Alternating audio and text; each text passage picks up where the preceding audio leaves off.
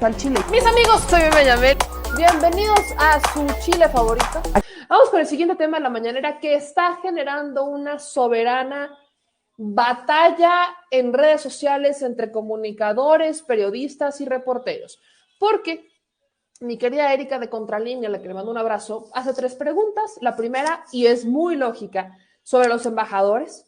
Ganan más que el presidente. El presidente confirma que es una excepción que se ha hecho con la austeridad, porque obviamente pues hay países en donde no les alcanzaría con el sueldo que él vive, como con el que él gana, como para vivir allá. Bueno, pues hay un estudio en donde se confirma que no es tan cierto, sino que perfectamente los embajadores y cónsules que se han ido a otros países podrían estar ganando más incluso que directivos, puestos directivos en esos mismos países, lo cual pues resulta una falacia porque pues si un empresario, una persona que tiene un puesto directivo en una empresa y vive allá, tiene perfectamente forma de vivir y mantenerse con un sueldo menor, porque nuestros embajadores tendrían que estar ganando todavía más, mucho más que eso. Entonces el presidente se compromete a hacer esa revisión.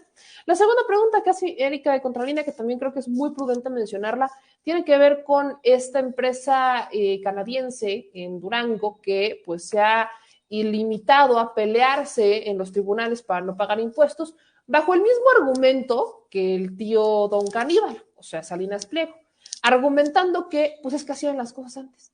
¿Y cómo les quieren venir a cobrar impuestos cuando antes era así? Bueno, pues recordemos que Raquel Buenrostro, la directora del SAT, ha dicho, pues sí, el hecho de que esas las cosas hayan sido antes no quiere decir que van a ser ahorita, pues con la pena. Si no te venían a cobrar a ti, pues ahora yo sí vengo a cobrarte a ti, lo siento, aquí está mi argumento, aquí está mi ley, aquí está mi constitución, me debes. Y eso no ha gustado a las empresas, entonces están peleando en tribunales.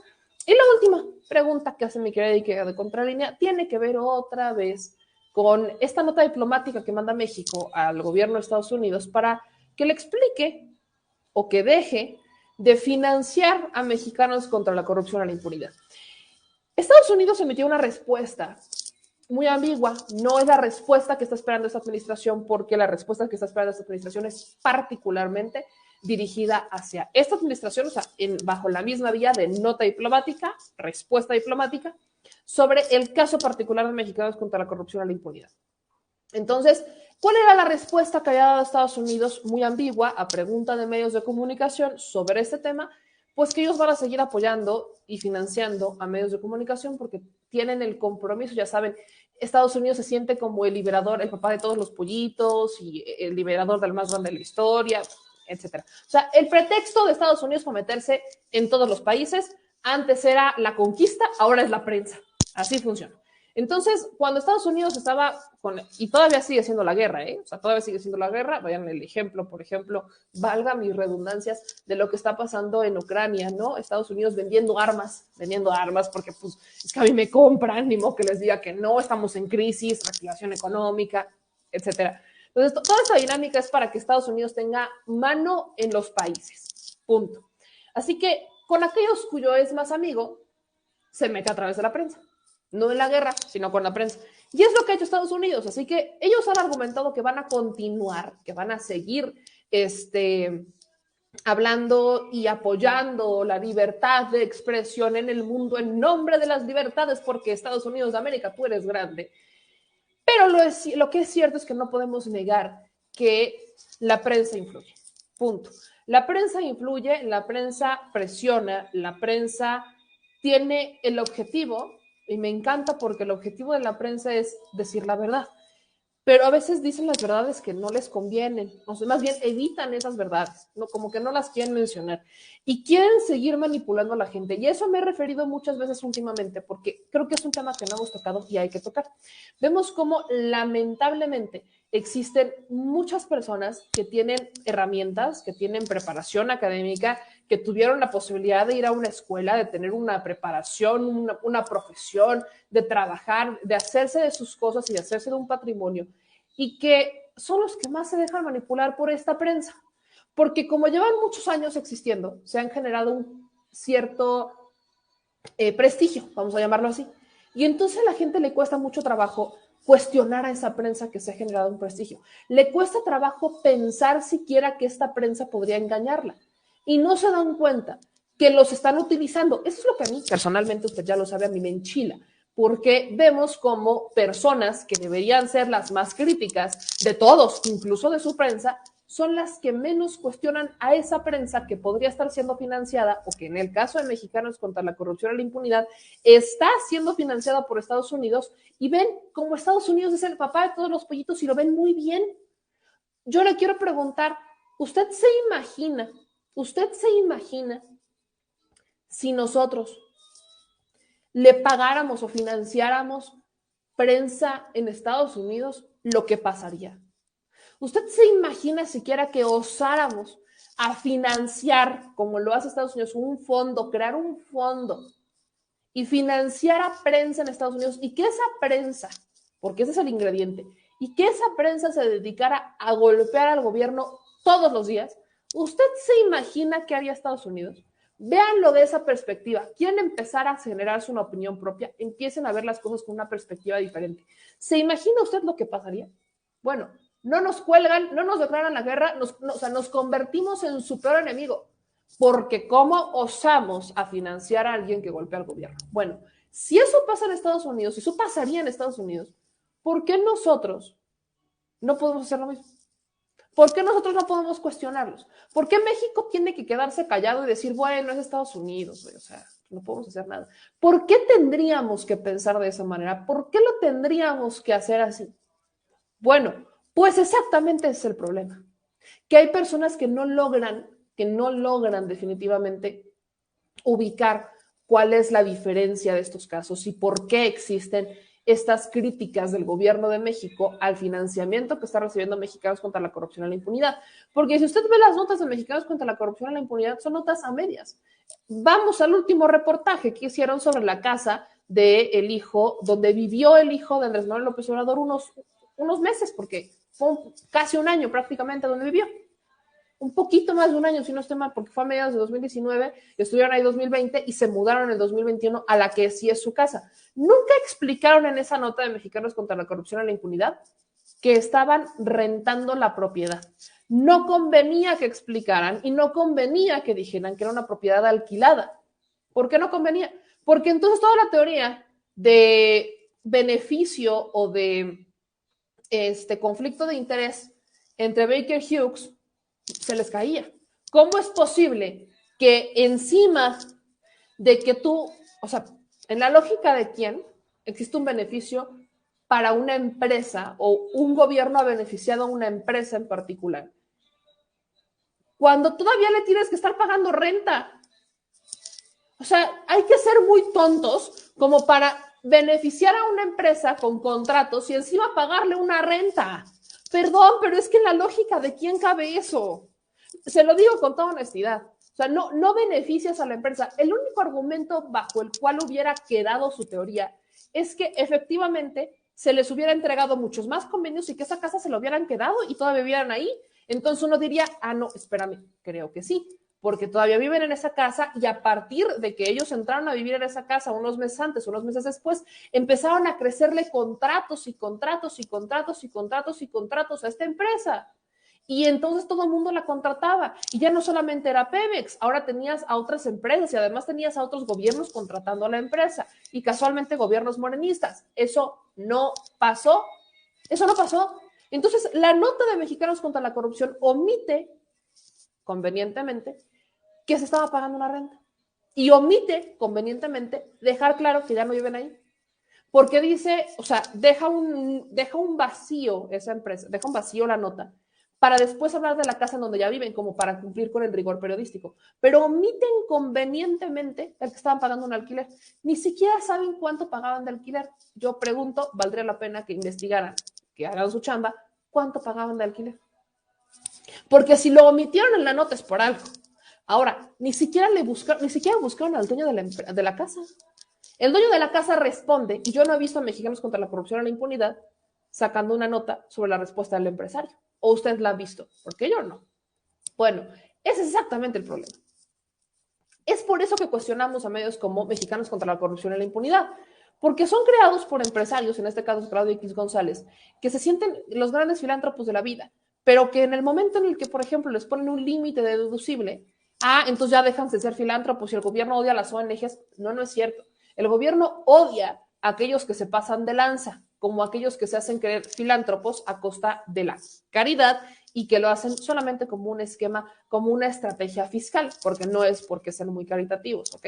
Entonces, Claudio X González está detrás de esta empresa y no solamente está Claudio X González, sino que en el Consejo Consultivo de Mexicanos contra la Corrupción y la Impunidad también está el tío de Hoyos Negros, Gustavo de Hoyos. Perdón, pero estos dos personajes, perfectamente Claudio X González ya no será el director del medio, pero sigue siendo el presidente del Consejo Consultivo, junto con Gustavo de Hoyos. Y estos dos personajes fueron artífices para que se consolidara el PRI-PAN-PRD, esta alianza va por México, y que de no ser porque no pueden, ya habrían creado su propio partido político. Por Dios, señores, o sea, si usted no se ha dado cuenta de que, y todavía se deja manipular, de que lo están manipulando para ellos volver a retomar sus intereses y volver a utilizar a la prensa como modo de presión y de liga para apretar a los gobiernos para obtener lo que quieran, entonces no ha entendido absolutamente nada. Porque usted no crea que ese reportaje de la Casa Blanca, que también se hizo en conjunto con Mexicanos contra con algunos reporteros que hoy participan ahí,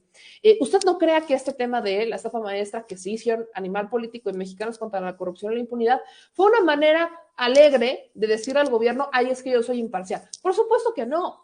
Había ya conflictos entre Enrique Peña Nieto y Claudio X González después de aprobar la reforma educativa que fue impulsada por Claudio X González. Y para esas rencillas, entonces Claudio X González, ¿a quién utilizó? No se le fue encima al presidente, usó a Mexicanos contra la Corrupción y la Impunidad.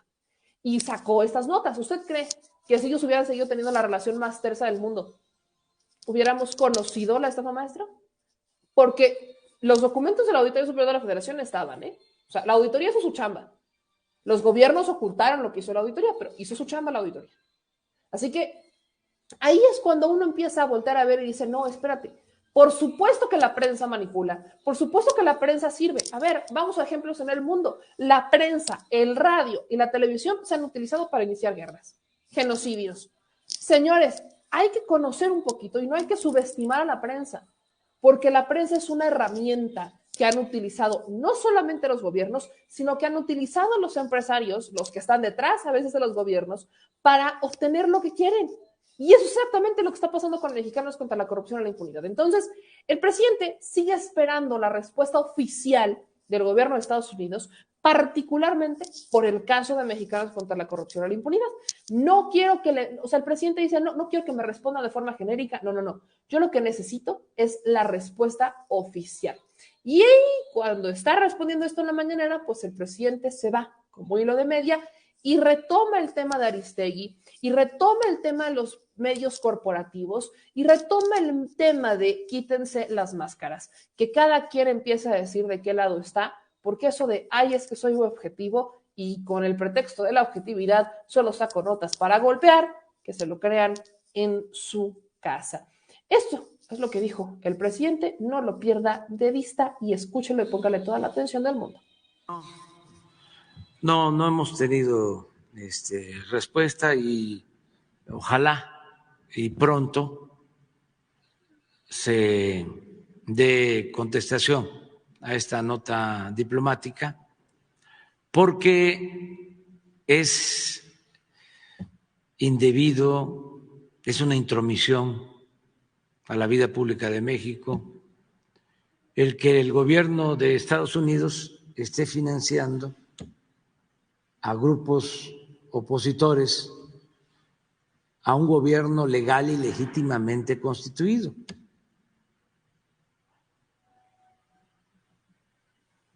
No es correcto, es una violación al derecho internacional.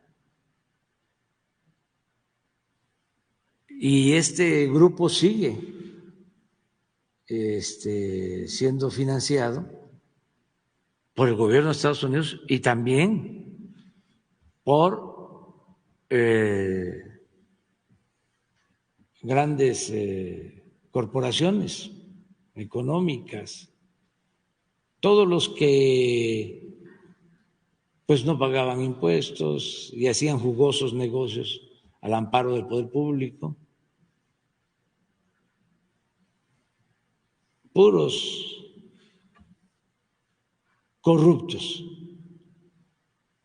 que no les gusta lo que estamos haciendo, que están en contra de la transformación, porque se acostumbraron a mandar, tenían el privilegio de mandar. Entonces,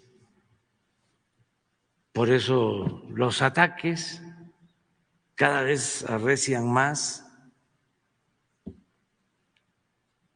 Ahora que salió lo de mi hijo José Ramón, no hay pruebas de nada, absolutamente. Mis hijos no tienen participación en el gobierno. He sido muy claro de que el pueblo nos eligió para acabar con la corrupción, con la impunidad, para que no haya amiguismo, influyentismo, nepotismo, ninguna de esas lacras de la política. Y hemos actuado con honestidad y lo vamos a seguir haciendo. Sin embargo, desde hace años, nuestros adversarios a los que enfrentamos, porque los consideramos corruptos o paleros, a reporteros, no, reporteros no, conductores de noticias, mujeres y hombres, columnistas, y desde luego los dueños de los medios de información. La mayoría, todos ellos pues están en contra. Ahora que se generó esta polémica porque ejercí mi derecho de réplica, señalando que Carmen Aristegui mantiene con sutileza, ¿no?, la misma máxima del Lampa del periodismo, de que la calumnia cuando no mancha tizna, y que en su reportaje llegó sobre la renta de la casa de Houston, de José Ramón, su esposa, llegó a decir que era el equivalente a la Casa Blanca, y ya tiene tiempo que tiene esa actitud, porque simularon por años, y ahora ya no es tiempo para simular. Ya la neutralidad en un proceso de transformación no aplica. O soy independiente o no tengo partido o soy objetivo. Todo ese cuento, ¿no? En un proceso de transformación se tiene que definir a favor de la verdad, a favor de la ética, de la honestidad, de la libertad, y aplica la frase del Quijote de que por la libertad y la dignidad se puede y se debe ofrecer hasta la vida. Y esto podría ser un referente para el periodismo, para la política, para todo. ¿Cómo quedarnos callados cuando se calumnia? ¿Por qué me voy a quedar callado? ¿No soy libre? ¿Voy a aceptar que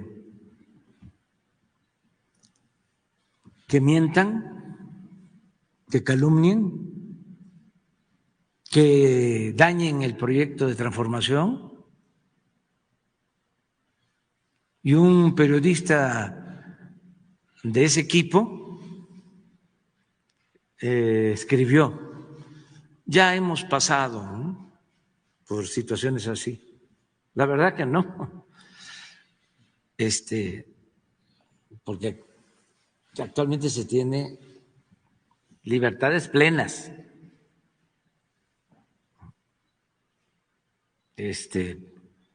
No se reprime a nadie, no es lo mismo. Pero, dice él, ya se van a ir,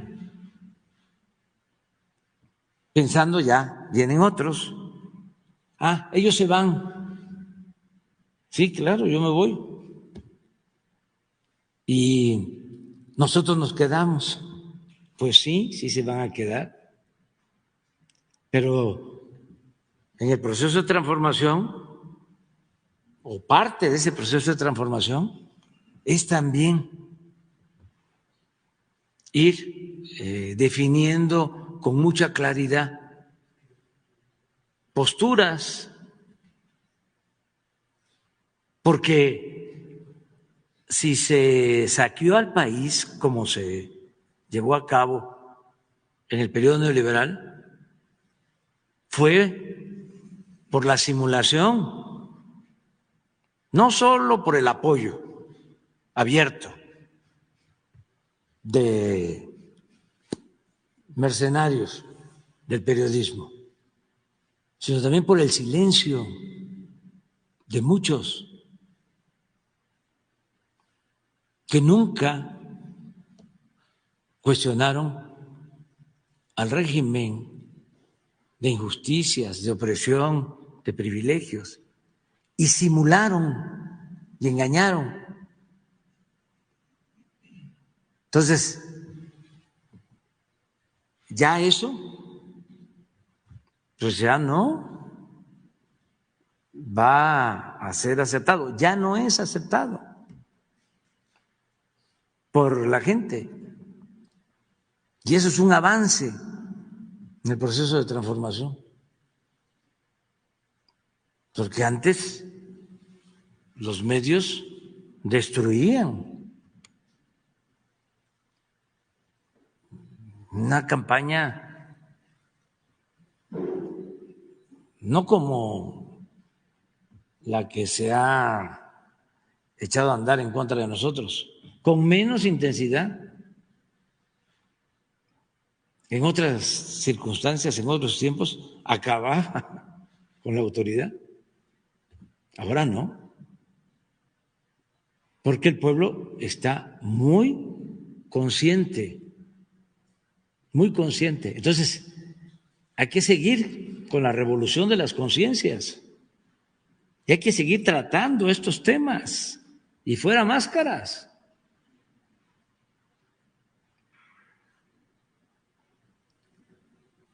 Decía, ya lo he dicho en otras ocasiones, pero es muy bueno,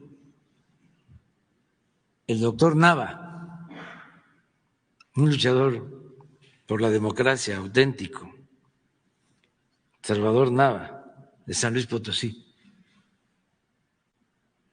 decía, estaba de candidato y en San Luis había dos periódicos, básicamente. Uno abiertamente gobiernista y otro, así como el Reforma, ¿no?, supuestamente plural, independiente. Y decía, me acuerdo el doctor Nava, el que más nos daña es el supuestamente independiente y plural. Porque el otro, pues ya la gente sabe que es opositor a nuestro movimiento, ¿no? Al movimiento democrático. Pero el supuestamente independiente, el de la política robalera, ese confunde, engaña a muchos.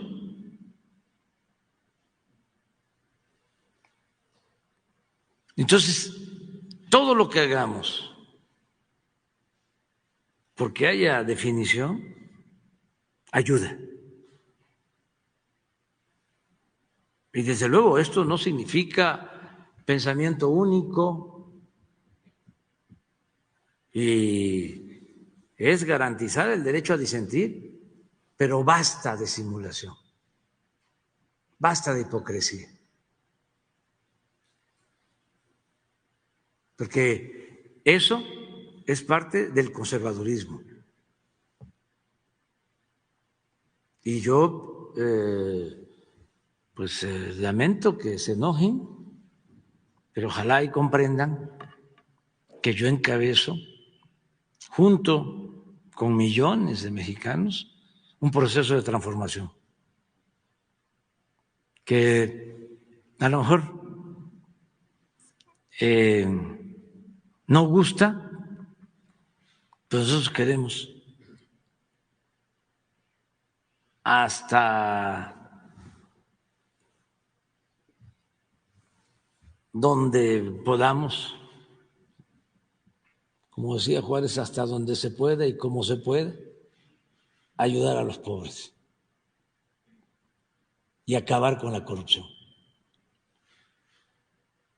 Entonces, si hay un bloque conservador, como existe en México, se unen todos y tienen su prensa, sus medios, sus comentaristas, sus intelectuales orgánicos, ¿no? Pues no nos vamos a cruzar de brazo.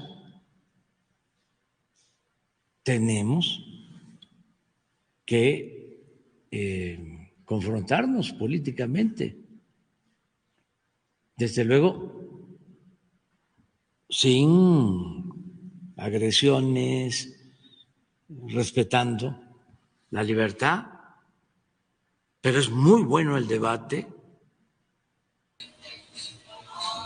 es cosa de ver qué ha sido el periodismo revolucionario, cómo fue el periodismo revolucionario. Y ahí el presidente empieza a hacer alusión a este periodismo de los Flores Magón, particularmente. Aquí hay que dejar algunas cosas muy claras. Omicron, sal de este cuerpo trabajador.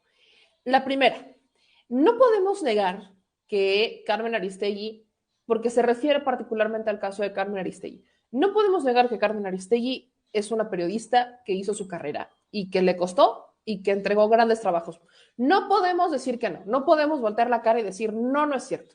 ¿Qué es lo que por supuesto podemos cuestionarle? Que hoy su estilo no es, por eso sorprende a la gente, porque hoy vemos cómo ese estilo que esperábamos de Carmen Aristegui, revolucionario, no se dio, sino que ella regresó a los micrófonos, a la televisión y al radio, y entonces tenemos a una Carmen Aristegui que juega con esta imparcialidad, ¿no? Con esta objetividad. Yo le puedo decir algo que a mí, por ejemplo, me ha pasado. Yo, cuando estaba iniciando en La Neta Noticias, por ejemplo, tenía mucha mayor posibilidad de entrevistar a personajes del PRI o a personajes del PAN, por ejemplo. ¿Por qué? Porque trabajaba en una empresa que, por supuesto, tenía contactos con todos los partidos. Es una empresa que era, pues sí, su director es pro AMLO, pero pues creció con estos amigos que por supuesto pues pertenecían a las élites. Entonces teníamos esa posibilidad. Hoy, conforme he ido definiendo este espacio, conforme he ido creyendo en que uno tiene que ser clara con sus convicciones, pues son menos personas las que quieren dejarse que se entrevisten. Pero aún así, aunque nos cuesta trabajo, en este espacio hemos tenido republicanos, por ejemplo, en este espacio hemos tenido a panistas, en este espacio hemos tenido, nos faltan priistas, ¿no? Pero hemos tenido panistas, por ejemplo. Movimiento Ciudadano, hace algún tiempo los tuvimos, hoy ya les he contado que estamos como vetados en Movimiento Ciudadano y no entiendo por qué, pero bueno, pero vaya, los hemos tenido. Y aún así, yo sigo siendo muy clara con cuál es el objetivo de este espacio y personalmente usted sabe perfectamente cuál es mi inclinación política actualmente. Y lo digo actualmente porque ha sido una transición. Hay gente que todavía no logra superarlo, como que nuestro querido Irving Pineda, que no logra todavía superar que yo estuviera en el Partido Verde y estuviera en el PRI y que ahora sea pro AMLO. No lo han logrado entender. Pero yo creo que la audiencia a estas alturas, o al menos quienes nos siguen en este canal, lo entienden a la perfección.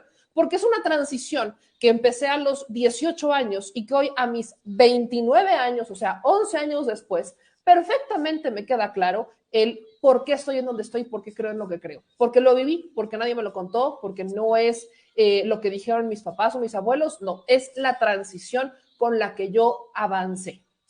Entonces, eso es lo que uno busca, ¿no? Ahora, pareciera que el presidente está empujando, porque sí está empujando, ahora sí está presionando, a que se termine de definir. Porque el juego de la objetividad es un juego, pues, bastante ilógico a esas alturas. Porque, y ahí voy a ser también muy clara, el caso de Carmen Aristegui. El reportaje de La Casa no es de Carmen Aristegui. Ella solamente lo retoma. Como hacemos muchos medios de comunicación, como no tenemos a veces las manos para generar nuestras propias notas, pues sacamos notas que han generado otros espacios. Pero existe una línea editorial en donde tú decides qué nota vas a agarrar y qué no, y si la vas a complementar, cómo la vas a complementar, y obviamente dando el crédito a quien le tengas que dar el crédito. El asunto es que el equipo de Carmen Aristegui ya tenía conflictos con Loret de Mola, con Latinus. Incluso hubo un momento en que la propia Carmen Aristegui le dijo a Loret de Mola que era un palero, algo así. Un paladín, de hecho que era un palín, no palero, dijo que era un paladín. Entonces, ¿por qué si yo soy la directora del espacio, alguien que ha dicho N cantidad de veces y que me ha difamado incluso, y que le dije paladín, ahora resulta que voy a retomar su información? No le voy a agregar nada, no, solamente voy a retomar su información y le voy a dar una mayor difusión, porque la difusión que tiene Carmen Aristegui es grande, al igual que la difusión que tiene un Loret de Mola por la cantidad de dinero que le invierte Loret de Mola, ¿no? O que le invierten, porque no es él, que le invierten los personajes que están atrás de Loret de Mola, los políticos. Entonces, eso es lo que extraña, que Carmen Aristegui, teniendo un expertise en temas inmobiliarios, como el de las casas, como el de las casas de la corrupción, ¿por qué no revisó la información antes de publicar? Y ahí es en donde caemos en dos cosas. O la primera, alguien está atrás de Carmen Aristegui jodiéndole el proyecto, o ella misma ha dejado claro que efectivamente no es tan pro verdad como uno quisiera. Ahora, el que uno sea claro con su objetivo, el que uno sea claro con su ideología política, el que uno se quite la máscara, no quiere decir que no vamos a cuestionar lo que se tenga que cuestionar. Eso es lo que también el presidente dice. No queremos que todo sea bien, no queremos aplaudidores, porque hay derecho a disentir. Lo que queremos es que no mientan. Eso es lo único. Y el presidente está empujando a que la prensa se termine de quitar la máscara. Y es muy importante, sobre todo si entendemos que el presidente no va a reelegirse, porque no le va a alcanzar el tiempo para consolidar el proyecto de transformación. Y aquí también lo hemos dicho, para consolidar el proyecto de transformación va a tener que hacerlo la gente. Son ustedes quienes van a tener que hacerlo, y por ahí también nos lo decían, Marco la vez pasada nos lo decía en la audiencia, es la prensa. Porque si de la noche a la mañana terminan los 6 años de Andrés Manuel López Obrador y volvemos a las viejas prácticas de la prensa, se va a perder el avance que hemos tenido en la transformación. Por eso es que se cuestiona, por ejemplo, por qué no hay tantos medios grandes encabezados por periodistas, porque no nos alcanza. La otra vez me preguntaban, ¿cuánto costará tener un canal de televisión? Es una pregunta que me hacen muy seguida. El señor productor se ha dedicado a eso muchos años. El señor productor fue el que, no sé, muchos no lo saben, yo puedo ventanear, el señor productor a estas alturas yo lo puedo ventanear, pero el señor productor fue el que ha prendido el switch, o sea, literalmente ha encendido operativamente muchos medios de comunicación, entre ellos La Octava. Entonces, el señor productor es una persona que conoce cuánto cuesta encender un canal de televisión, cuánto cuesta abrir tu propia televisora. Son millones, millones, millones. Millones que obviamente no están en nuestros bolsillos. Millones que para, por ejemplo, armarlos, tendríamos que tener millones de suscriptores en el canal y tener varios años juntando el recurso de esos millones para poder abrir una televisora. O sea, es muy caro tener una televisora. Tener una estación de radio también es caro. No es tan caro como una televisora, pero es caro. Y quien decide si te la dan o no, si te dan la concesión o no, es el IFT, el Instituto Federal de Telecomunicaciones. Y ya le negaron a Slim. ¿A quién le fueron a negar? A Slim, Claro TV, ¿no? Que el señor ya quería tener su canal de televisión como Claro TV. Bueno, ya se lo negaron. Hasta el 2024 lo volverán a discutir. Pero a Carlos Slim ya se lo negaron, el Instituto Federal de Telecomunicaciones. Entonces no es fácil que una persona pueda abrir un canal de televisión y ya no es tan sencillo como solamente el tener el dinero. Ya no es tan fácil. Entonces, por supuesto que cuando vemos todo este escenario dependemos enormemente de la gente, de las audiencias y de que nos quitemos la máscara. Es una responsabilidad que tenemos como medio de comunicación, que tenemos como prensa. Yo le repito, no quiere decir que solamente vamos a aplaudir lo que hace la administración. Vamos a resaltar las cosas positivas y también tenemos que criticar cuando algo se tiene que criticar, que es algo que voy a hacer justamente con el siguiente tema que tiene que ver con los normalistas de Ayotzinapa. Pero hay que hacerlo de forma honesta. No quiere decir que vayamos a criticar, porque luego por ahí dicen, es que tú estás detonando a Morena. ¿Detonando qué? No estoy detonando nada. Lo único que tenemos que hacer es que, por supuesto, no podemos tapar el sol con un dedo. Cuando hablamos del fiscal, yo no confío en el fiscal. El presidente le tiene toda su confianza al fiscal. Yo no comparto esa idea del presidente, por ejemplo. No podemos lograr una consolidación de nuestro sistema de justicia si no tenemos buenas fiscalías y no vemos que se avance en eso. Y es que el peor es que ya no es un tema solamente del presidente, que es un tema, o sea, las fiscalías tienen una autonomía y esa autonomía, en esa autonomía, o sea, llámese fiscalías, universidades o Instituto Nacional Electoral, esa autonomía ha sido un gran velo de impunidad para estos personajes. Entonces, por supuesto que molesta, por supuesto que uno cuestiona, pero también tenemos la suficiente capacidad como para ser honestos y decir cuando las cosas están bien, cosa que no vemos en muchos otros espacios. Ajá, con que aquí sigues. Si llegaste a este punto es porque te gustan estos videos, así que por favor, o al menos eso espero. Si te gustaron, porque si te gustaron. Bueno, si te gustan estos videos, si te gusta nuestro análisis sobre el detrás de la mañanera y lo que pasa en nuestro México y en el mundo, no se te olvide dejar tu like. Es importante que le pongas en me gusta o no sean codos. Pero también es importante que nos ayudes a suscribirte a nuestros espacios, que nos encuentras en Facebook, Twitter, YouTube, Instagram, TikTok, en todos lados, va hasta en la sopa, próximamente hasta en las cajitas de cereales, en donde sea. Tú solamente síguenos, nos encuentras como @memeyamelca o como memeyamel, no hay pierde, pero suscríbete para que tengas las notificaciones, para que te informemos cuando hay un nuevo video, para que también si quieres formar parte de nuestra comunidad, puedas formar parte de nuestra comunidad con contenido exclusivo, así que no lo olvides, como dije, bueno, ustedes me entendieron, no lo olvides, suscríbete, deja tu like y nos vemos en un próximo video con el detrás de la mañanera.